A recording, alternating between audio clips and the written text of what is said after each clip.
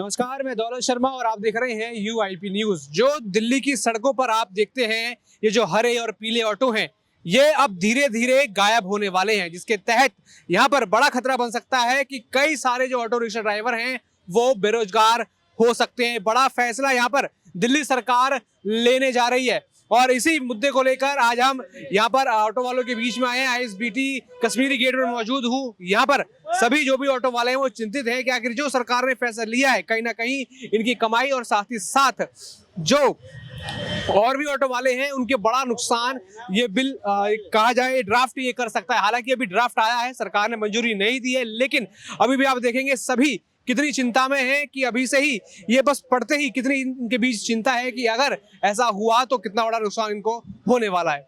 आपका नाम बताइए और कितना बड़ा नुकसान जो ये अब ला रही है सरकार, उससे कितना बड़ा नुकसान होने वाला है। अभी तो ड्राफ्ट है, अभी तो कुछ नहीं है, लेकिन क्या होगा आगे? क्या लोग बेरोजगार होंगे? क्या ऑटो रिक्शा वाले मुसीबत में होंगे? जब ये ऑटो बंद हो जाएंगे, इलेक्ट्रिक ऑटो में कितनी दिक्कत होगी, क्या होगा? नमस्कार, मैं रमन कुमार, स्वराज ऑटो मोर्चा दिल्ली प्रदेश अध्यक्ष हूँ। मैं यही कहना चाह रहा हूँ, ये जो सरकार जो हम ऑटो का जो 15 साल का परमिट होता है, 15 साल का जो परमिट है, इनको जो 10 साल का किया है, ये गलत कर रहे हैं। मैं सरकार से अनुरोध करूँगा कि ये जो हमारी 5 साल का आयु कम कर रहे हैं, इसे वहीं रहने दिया जाए। 15 साल का जो परमिट है, 15 साल का ही परमिट रहने दिया जाए। और इसको जो बैटरिक में कन्वर्ट कर रहे हैं, ये सरकार इस तरीके से तो नहीं करना चाहिए, क्योंकि जब ये पेट्रोल से CNG में आया था तो उस समय भी कहा गया था कि CNG से पॉल्यूशन नहीं होगा, CNG से पॉल्यूशन नहीं होगा, जब भी पेट्रोल से इनको CNG में कन्वर्ट किया गया था। तो अब क्या ज़रूरत पड़ गई कि सिर्फ हमारे 1 लाख ऑटो और कुछ जो टैक्सियाँ हैं यही पॉल्यूशन फैला रहा है क्या? यहाँ करोड़ों गाड़ी दिल्ली में चल रही, डीजल पेट्रोल की गाड़ियाँ चल रही, प्राइवेट गाड़ी चल रही है। पहले इन पे वो करे ना, और अगर करना भी हो, अगर सरकार ठीक है, ये 15 साल का तो हम लोग बिल्कुल, ये जो 10 साल का कर रहा है इस पे तो हम लोग बिल्कुल ही वो नहीं करेंगे। अगर कहीं भी जाना हो हम लोग सचिवालय का घेराव करेंगे। अगर ऐसा वो आया, अगर नहीं मानी हमारी बात, तो आपके द्वारा अगर हमारी मैसेज पहुंचता है इनके पास, सरकार के पास, तो ठीक है, नहीं तो हम सचिवालय का घेराव करेंगे। उससे भी नहीं होगा, हाई कोर्ट जाएंगे, सुप्रीम कोर्ट जाएंगे। ये तो दिल्ली के पोल्यूशन को देख के फैसला लिया गया, वो कह रहे हैं। बाइकों के ऊपर भी कई बात कही गई है। यहाँ पर इलेक्ट्रिक ऑटो की तो यहाँ पर है कि वो चलेगा नहीं, ठीक है, आपने वो क्या किया है, ये तो देखिए कि दिल्ली में और NCR में छोटे छोटे उद्योग चल रहे हैं, जो इतनी डीजल की बसें चल रही है, इतनी सारी बसें, अभी देखो पार्किंग भरे होंगे हर एक जगह के। ये देखो ऊपर से जा रही बसें, ये सब डीजल, बाहर से जो आ रही बसें, और ये क्या होता है, डीजल की है।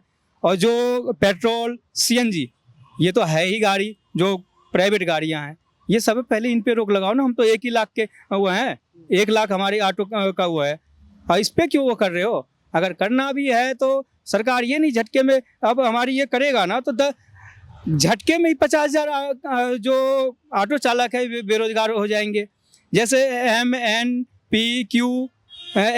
ये 50,000 होता है एक हिसाब से, ये झटके में ही खत्म हो जाएंगे। अगस्त से ये कर रहे हैं ना, तो अगस्त में एकाएक खत्म हो जाएंगे। 50,000 ऑटो एकाएक बेरोजगार हो जाएंगे। 50,000 ऑटो को ये अच्छा वो जल्दी वो नहीं दे पाएंगे जल्दी से। यहाँ आप P3 में या कोई भी काम करवाने जाइए अठौती में, तो कम से कम महीनों, 2 महीनों, 4 महीने लगते हैं। और जब 50,000 का नई गाड़ी देने की बारी आएगा तो P3 LY वगैरह होता है, ये देने में ही कम से कम 6 महीने लगाएंगे, साल भर लगा देंगे। तो अचानक ही 50,000 से ज़्यादा लोग बेरोजगार हो जाएंगे। तो इसीलिए जो सरकार जो फैसला ले रही है ये गलत ले रही है। अगर ये ऐसा फैसला लेगा तो सरकार, ये आपको पता है कि ये ऑटो वाले हैं, दिल्ली के ऑटो वाले हैं, दिल्ली के ऑटो वाले अगर सरकार गद्दी पे बैठा सकता है तो उतार भी सकता है।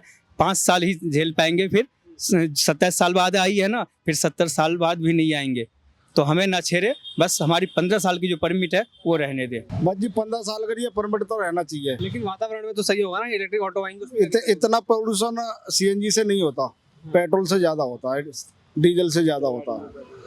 तो अगर ऐसा कर रहे हैं तो उससे नुकसान क्या है? क्या अभी उन्होंने कहा जैसे 50,000 ऑटो वाले बेरोजगार हो जाएंगे, तो है उस चीज का डर है? नुकसान तो बहुत है। 5 साल सीधे सीधे जा रहा है। हमने तो ऑटो खरीद रखा है, इसकी किस्त भर रहा है अभी। जब तक फ्री भी नहीं हो पाएगा, जब तक दोबारा फिर नया लेना पड़ेगा, फिर उसकी किस्त भरेंगे। 5 साल में क्या होता है? 15 साल का टैक्स दे चुके हैं हम तो। 5 साल के जो जैसे परमिट खत्म कर रहा है, 5 साल में ये हो गया, हम हो गए, कोई भी हो गया, A to Z। एक दिन में अगर हम 1000 रुपये कमाते हैं, आप लगा लीजिए कितने का हमारे इनकम है साल का, 5 साल का इनकम, हम 5 लाख, अगर 1 लाख का भी इनकम लगाते साल का, 5 लाख हमारे पास होते हैं। इस 5 लाख में हम अपने लड़की, बहन, बेटी या कोई भी काम कर सकते, शादी वादी कर सकते। लेकिन ये 5 साल जो ख़त्म कर रहे हैं, तो ये तो मार है, हम लोगों पे मार है, गरीबों पे मार है, गरीबी पे मार है। ये जो 5 साल का जो ख़त्म कर रहे हैं, ये गलत कर रहा है सरकार। करना जो अभी जिस चीज़ से हम लोग पीड़ित है, ऑटो में हम लोग को मीटर दे रखा है गवर्नमेंट, टैक्सी में भी मीटर है, उससे तो हम लोग का कोई फायदा नहीं, चलवा नहीं रही है। ये प्राइवेट कंपनी, ओला उबर जैसे कंपनी को यहाँ दे दिया कि ड्राइवर से भी लूटो और सवारी को भी लूटो, वो कर रहे हैं। जिस पे काम करना चाहिए उस पे नहीं करेंगे, बेफालतू का काम करेंगे। ये 15 साल के परमिट है, इससे क्या आपत्ति है? और ये सीएनजी है, सीएनजी से क्या आपत्ति है? अगर जब उस टाइम जब 98 में कन्वर्ट हो रहा था सीएनजी से, पेट्रोल से सीएनजी में कन्वर्ट हो रहा था, तो उस टाइम सुप्रीम कोर्ट तक भी केस गया था। सुप्रीम कोर्ट ने भी बोला कि हाँ ठीक है, सीएनजी का होगा, लेकिन सीएनजी पॉल्यूशन नहीं वो करेंगे। तो फिर क्या दिक्कत है? जब वहाँ तक सब A to Z जब पूरा जांच करके वो कर गया कि नहीं पॉल्यूशन नहीं होगा सीएनजी से, तो अब क्यों बैटरी में कर रहे हैं ये? अच्छा, जो एक गरीब ऑटो वाला है जो पूरे दिन मेहनत करता है, धूप छाँव बारिश में, अब उसके ऊपर एकदम से ये चीज़ आ गई, तो कैसे इस चीज़ को सहेगा, कैसे क्या करेगा, क्या कहना क्या चाहता है वो? नहीं, कहना यही चाह रहा है कि 15 साल का जो परमिट है हमारा, 15 साल का रहने दिया जाए, नहीं तो हम लोग सचिवालय का घेराव करेंगे, ठीक है, और नहीं तो सुप्रीम कोर्ट तक, हाई कोर्ट तक हम लोग जाएंगे, और नहीं वापसी लेगा तो फिलहाल अभी तो जैसे हम लोग आपके द्वारा मैसेज दे रहे हैं, लेटर भी दे रहे हैं हम सरकार को, अगर मान जाती है तो ठीक है, नहीं तो हम लोग आगे की कार्रवाई हम लोग यही करेंगे। नाम बताओ। नाम मोहम्मद सलीम अंसारी। अभी जो सरकार ने फैसला लिया है कि अब इलेक्ट्रिक ऑटो आएंगे, सीएनजी ऑटो धीरे धीरे बंद होंगे, क्या करेंगे? ये तो गलत कर रहे हैं, जो कर रहे हैं, जो जैसा चल रहा है वो ज़्यादा बेहतर है। अब ये 10 साल का वो लेकर आ रहे हैं, वो भी गलत है। अब इन 10 सालों में कितना नुकसान है इन ऑटो वालों को, तो यही बता पाएंगे या हम बता पाएंगे जो हम लोग चला रहे हैं। अब ये कर रहे हैं नए नए कानून, सारे कानून ये बनाते जा रहे हैं, सारे गरीब जनता को तो कम से कम ये देखो गरीब जनता क्या चाह रही है। गरीब जनता की सुन नहीं रहे हैं और अपनी मन मर्जी अपने कानून बना रहे हैं और चला रहे हैं। ये इसके लिए ऐसे तो वातावरण बचेगा, इलेक्ट्रिक ऑटो आएंगे तो पोल्यूशन नहीं होगा दिल्ली में। इलेक्ट्रिक ऑटो आएंगे, इलेक्ट्रिक बसें भी आ रही हैं, सब कुछ आ रहा है, प्रदूषण फिर भी क्यों कम नहीं हो रहा है ये बताओ। उससे ज़्यादा फिर फ्लाइटें उड़ रही हैं, ऑटो में कितना प्रदूषण है, एक फ्लाइट में कम से कम 1000 ऑटो का प्रदूषण होगा, तो उतनी फ्लाइटें बढ़ रही हैं उतना ही प्रदूषण बढ़ रहा। प्रदूषण कहीं कम नहीं हो रहा, ना इनसे हुआ कम ना होगा। ये चाहे इलेक्ट्रिक चला लो, चाहे पैदल वाली कोई भी गाड़ी चला लो, प्रदूषण कम नहीं होगा। इससे ऑटो वालों को कितना नुकसान हो जाएगा? ऑटो वालों को तो सारा ही नुकसान है। ऑटो वालों को तो ये ओला उबर बाइक चला दी, सारी चला दी। अब जो अकेली सवारी सिंगल उतरती है वो सीधी मोबाइल खोलती है, बाइक मंगा लेती है।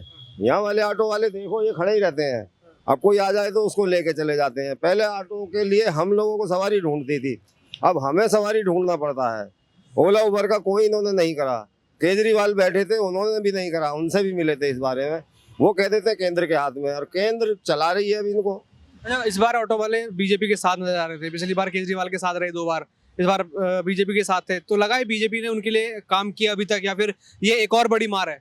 देखो ये एक और बड़ी मार ही है, अभी काम ना करा है ना करेंगे।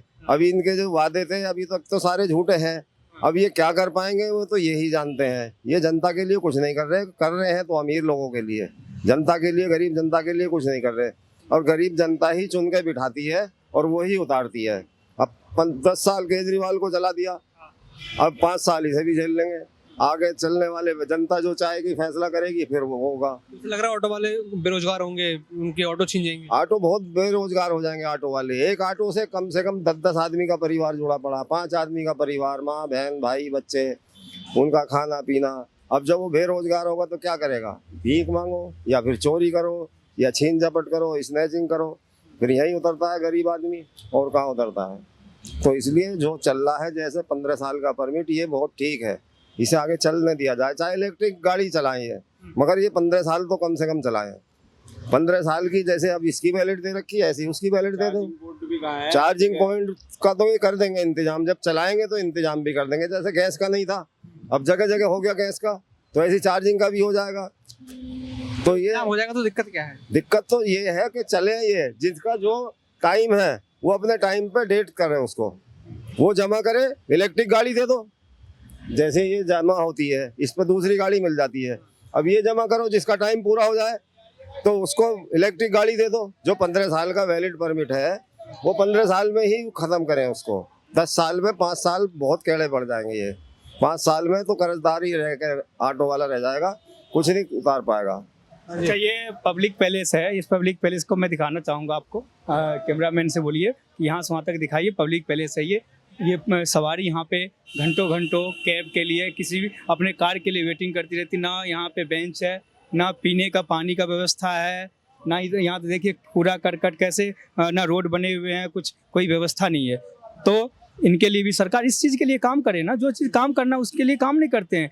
जो ऑलरेडी किया हुआ है उस पर ये उंगल कर रहे हैं, ये गलत कर रहे हैं। तो सुना आपने यहाँ पर ऑटो वालों की बात, किस तरीके से वो इस सरकार के फैसले पर अपनी राय रखते नजर आ रही है। किस तरीके से उनका कहना है कि इसमें ऑटो वालों को नुकसान है, कई ऑटो वाले बेरोजगार होंगे, कर्जदार होंगे और उनके ऊपर बड़ी मुसीबत आएगी अगर ये पूरी तरीके से लागू होता है, या फिर इस तरीके का कोई ड्राफ्ट सच होता है, या फिर उसमें ये सब चीज़ें लागू होती हैं।